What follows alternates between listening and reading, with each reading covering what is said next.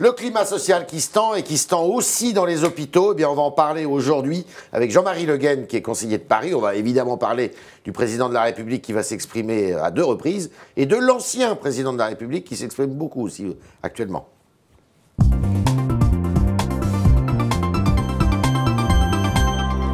Jean-Marie Le Guen, bonjour. Bonjour. Alors, Emmanuel Macron va s'exprimer tout à l'heure, il s'exprime dimanche, il a raison de s'exprimer devant les Français à 2 reprises comme ça, en peu de temps. Oui. J'entends beaucoup de commentateurs faire des remarques sur la politique de communication. Tout ça, les conseillers ne sont pas les payeurs. Mmh. Mais par contre, s'exprimer, donner de la cohérence à l'action, éventuellement montrer que certaines préoccupations sont présentes dans son esprit et dans la politique qu'il entend conduire, c'est quelque chose d'important. Dans la tête des Français, ceux que vous rencontrez, le cap n'est pas clair encore ? Non, je crois qu'il y a des craintes, objectivement. Ouais. On voit mal exactement la projection sociale de l'avenir du pays. Et puis, mais il y a aussi des raisons d'inquiétude profondes, des révolutions technologiques, un climat international compliqué, une croissance qui est encore faible, une Europe qui ne semble pas encore avancer suffisamment. Bref, des sujets, les Français ont parfois raison d'être préoccupés. Ils sont impatients, trop impatients, les Français ? Écoutez, peut-être. Et puis surtout, il ne faut pas que chacun retombe dans ces petits problèmes. Je pense qu'il faut que chacun ait le courage, c'est ça l'engagement, c'est de regarder ces problèmes, parce que c'est légitime évidemment, mais à l'aune aussi de ce qui est l'intérêt général. Et globalement, sa politique, ses réformes, qui sont nombreuses, eh bien, elles vous conviennent, elles vont dans le bon sens ? Écoutez, je ne vais pas faire l'inventaire, il y a des choses qui me paraissent bonnes et d'autres moins bonnes, mais je pense qu'il y aura rectification là où c'est nécessaire au fur et à mesure que l'on avance. Moi, je pense que le pays a besoin de réformes et la France a besoin d'être renforcée, l'Europe aussi. On voit bien que dans le monde tel qu'il est, il n'y a pas de place pour ceux qui baissent les bras. Alors, vous avez été ministre sous son quinquennat. François Hollande vient de sortir un livre, Les leçons du pouvoir, dans lesquelles il exprime quelques regrets sur quelques actions qu'il a menées. Vous l'avez lu, ce livre ? Non, pas encore. J'en ai lu des extraits, évidemment, qui sont dans la presse, oui. Et il égratigne, évidemment, le président de la République actuelle. Oui. Il a raison ? Écoutez, je dirais franchement et simplement que c'est un peu trop tard pour faire un livre politique et c'est un peu trop tôt pour un livre historique. D'accord. Donc, wait and see. Voilà. Je pense que c'est... Vous n'êtes pas emballé ? Non, parce que je ne vois pas très bien à quoi ça correspond. Il y a des simplifications. Vous le voyez toujours ? Je l'ai croisé, voilà. Mais bon, on a eu des désaccords sur la fin du quinquennat, notamment sur ce qu'il convenait de faire pour le pays. Lui, il est toujours socialiste, et vous ? Moi, j'ai été jusqu'à la fin 2017, je n'ai pas repris ma carte. D'accord. Donc Olivier Faure ou pas Olivier Faure, c'est pas votre problème ? Non, c'est pas la question des personnes. Il y a souvent des personnes de qualité. Et le problème, c'est qu'il y a beaucoup trop de gens qui ne comprennent pas qu'on a changé d'époque. Et pas simplement parce que Macron a été élu, c'est parce que cette époque, elle était en train de changer. Les Français voulaient des changements. C'est trop rapide de dire ça comme ça, parce qu'il y a des valeurs, évidemment, qui sont permanentes, et j'allais dire des combats qui sont d'actualité, les inégalités et d'autres. Maintenant, il faut peut-être trouver des formes nouvelles d'application de cette lutte contre les inégalités. Alors, vous êtes médecin, la médecine et l'organisation de la médecine en France, c'est votre sujet aussi, et vous tirez la sonnette d'alarme depuis quelques temps pour dire que bien les hôpitaux de Paris sont en bien mauvais état, qu'il faut tout revoir. Vous avez écrit une tribune dans le journal du dimanche il n'y a pas très longtemps.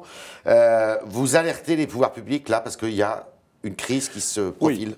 Il y a des difficultés dans les hôpitaux publics en général, mais il y a une difficulté singulière au niveau de l'Assistance Paris. J'en ai été le président du conseil de surveillance entre 2008 et 2014, et je pense que maintenant il faut agir. C'est un bijou extraordinaire, c'est un trésor national parisien. C'est combien d'établissements ? C'est plus d'une trentaine d'établissements avec de qualité égale. C'est Paris et sa région. Et en fait, il faut maintenant, évidemment, penser non pas l'assistance publique simplement au sens parisien du terme, il faut le penser comme hôpital du Grand Paris. Néanmoins, aujourd'hui, Anne Hidalgo est présidente du conseil de surveillance de l'assistance publique, elle est maire de Paris, elle a un rôle important, des liens qui se font. Et donc, moi, j'appelle Anne Hidalgo vraiment à prendre la tête du sujet de la réforme. C'est bien gentil de toujours rejeter sur l'État, sur les moyens financiers, et c'est vrai qu'il y a des sujets sur lesquels il faut qu'on parle, mais il faut adapter cet hôpital au XXIe siècle. Il y a besoin d'une reconfiguration. Vous dites, ce ne sont pas seulement les diagnostics et les traitements qui doivent changer, c'est aussi et surtout l'organisation des soins. Voilà, on voit bien qu'aujourd'hui, les hôpitaux sont par exemple très souvent encombrés par des gens d'un certain âge, pour dire les choses, par des personnes âgées, qui reviennent fréquemment pour des raisons de chronicité, d'aggravation, etc. Et on reste avec des services d'urgence, par exemple, qui sont un petit peu vus de façon traditionnelle. Bref, il y a aussi une implantation géographique. Il y a des liens entre l'université, qui est très importante, la faculté de médecine et l'hôpital CHU, c'est-à-dire le centre hospitalo-universitaire, sont des éléments essentiels. Plus de 10% de la recherche médicale a lieu au sein de l'assistance publique. Donc, tous ces liens, hôpitaux, universités, assistance publique, ensemble des collectivités territoriales, à l'intérieur même de la configuration de ces hôpitaux, il faut penser en termes de réforme, de restructuration. C'est une révolution qu'il faut. Il faut, en tout cas, une profonde réforme et une vision d'avenir. Il ne faut pas qu'on soit simplement buté sur l'idée « est-ce que je dois rajouter de l'argent au fonctionnement de la science publique ?» qui perd 200 millions d'euros cette année. C'est donc quelque chose qui n'est pas tenable. Dans les 3 années qui viennent, elle perdra à peu près l'équivalent si on ne fait rien, et donc on sera dans une situation de quasi-faillite et de démoralisation profonde. C'est un budget annuel de combien, l'assistance publique? C'est un budget annuel de plus de 6 milliards d'euros. C'est donc 200 millions. C'est pas grand-chose par rapport à 6 milliards, mais enfin, 200 millions, c'est quand même beaucoup. Ouais. Et donc, il faut absolument agir, non pas pour des raisons financières, mais pour adapter, je pense, à des hôpitaux qui doivent aujourd'hui avoir une universitarisation, comme on dit. Je pense à ceux qui passent, par exemple, à l'hôpital d'Évry, Corbeil. Je pense à l'hôpital d'Argenteuil. Je pense à d'autres hôpitaux, l'hôpital de Poissy. Bref, il y a remanié, repensé complètement la carte universitaire et donc le rôle et la fonction de l'assistance publique. Il est évident qu'il y aura des restructurations. Anne Hidalgo et Madame Pécresse, en son temps, j'avais demandé à Jean-Paul Huchon, il ne l'a pas fait malheureusement, de s'investir aussi sur ce dossier. Mais les collectivités territoriales, vous savez, si le CHU de Lyon a pu se réformer, c'est parce qu'à l'époque, Gérard Collomb, et avec succès, c'est parce que Gérard Collomb, en tant que maire de Lyon, s'était impliqué. Trop longtemps, les élus, et notamment les élus parisiens, de tous bords à vrai dire, mais y compris l'exécutif municipal, ont fait le choix de soutenir l'immobilisme, parce que ça convenait à tout le monde. Et c'était le plus facile. Il faut sortir de l'immobilisme. Et quand on est maire de Paris, on a la responsabilité de son hôpital. On ne peut pas se défoguer. Donc je l'appelle à prendre la tête de la réforme, vous l'avez fait au Conseil de Paris, vous ne l'avez pas fait ça? Écoutez, pour l'instant, il n'y a eu pratiquement aucun débat sur l'assistance publique et sur son avenir. On ne fait pas de bruit, en quelque sorte, malgré la situation le malaise profond des personnels, des soignants. Elle est en danger. Ah, l'assistance publique est en danger. L'institution, mais pire encore, nos hôpitaux. Il y a un malaise des soignants, quelle que soit leur profession, qui est considérable. Il y a une fuite des médecins qui s'en vont. Donc il y a véritablement... Ils peuvent aller dans le privé, ils peuvent aller à l'étranger, ils peuvent aller en province, ils vont à l'étranger. Parce qu'il y a des rigidités qui sont là et qui ne permettent pas d'adapter aux besoins de la médecine moderne. Pour autant, il n'y a pas de problème de médecine de ville à Paris, j'imagine, contrairement à ce qui peut se passer. C'est un petit peu plus compliqué que ça, parce que, par exemple, il n'y a quasiment plus d'installation de médecins généralistes à Paris.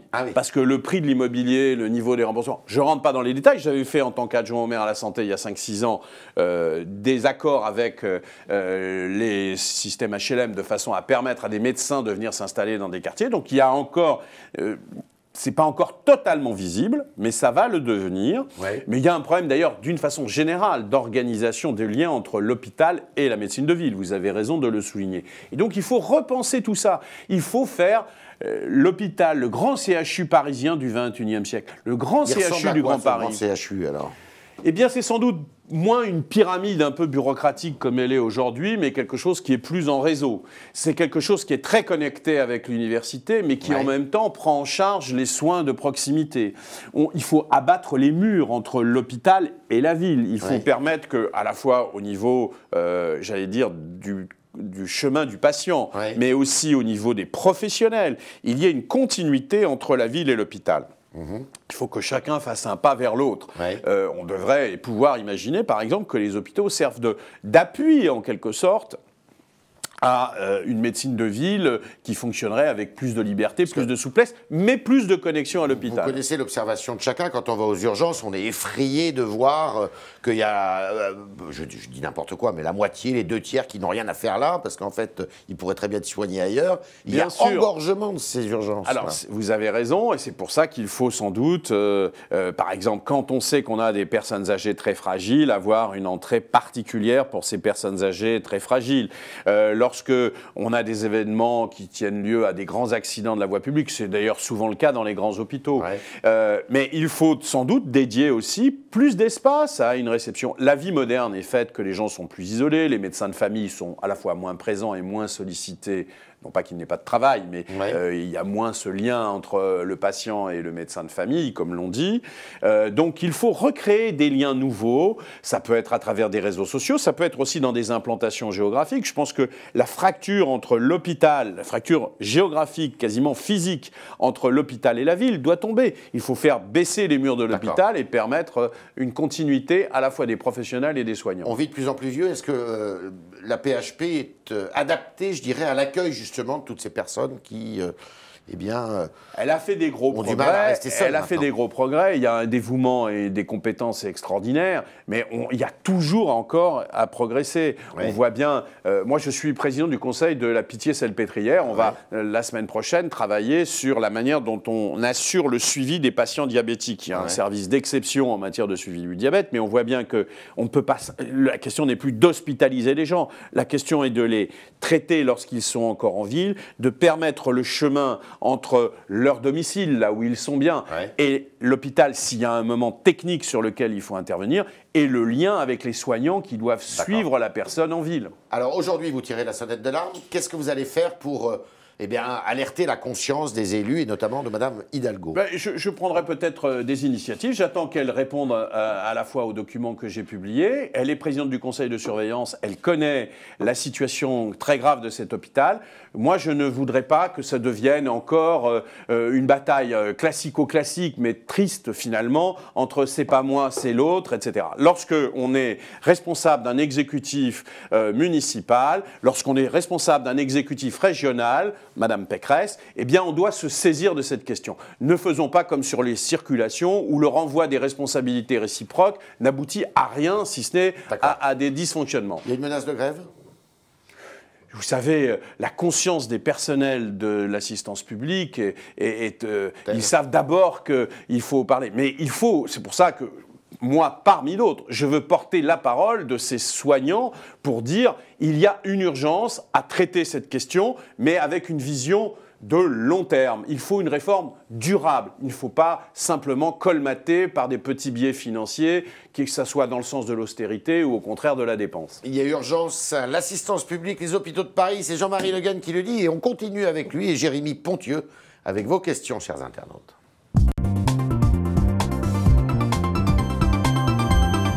Bonjour Jérémy. Bonjour Yves, bonjour Monsieur Le Guen. J'avais une première question, alors pas du tout dans le sujet que nous avons abordé jusqu'à présent, et Bruno Ricard se demande ce que vous pensez de la protection animale dans le pays. Est-ce que vous pensez que c'est un sujet important? Je pense qu'il y a pas mal de confusion,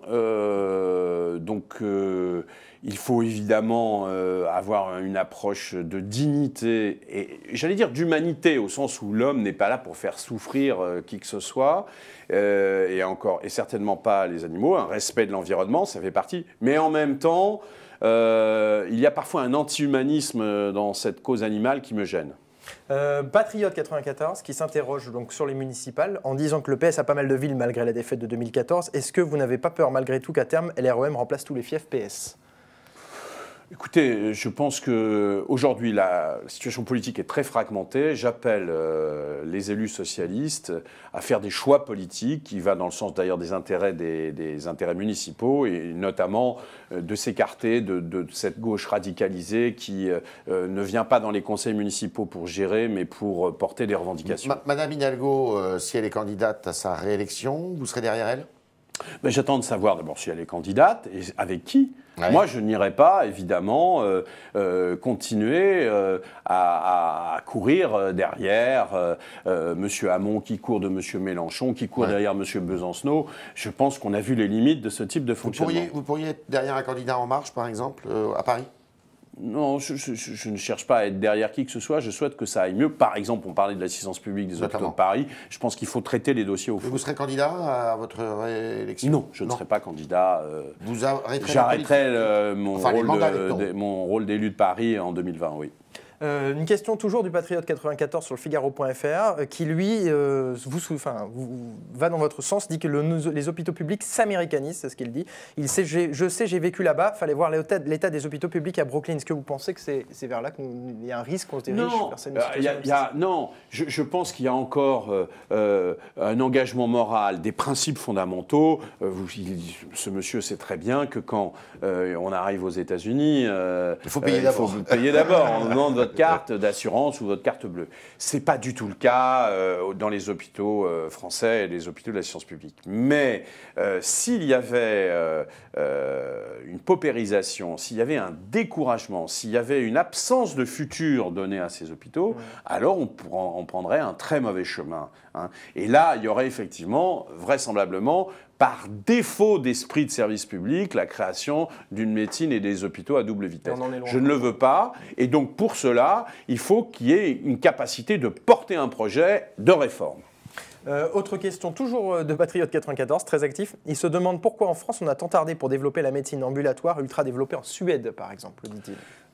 Parce qu'il y a eu des conservatismes administratifs indiscutables, parfois des conservatismes médicaux, soyons honnêtes, parce qu'on avait l'habitude de travailler d'une certaine façon et pas d'une autre. Ça existe dans toutes les professions.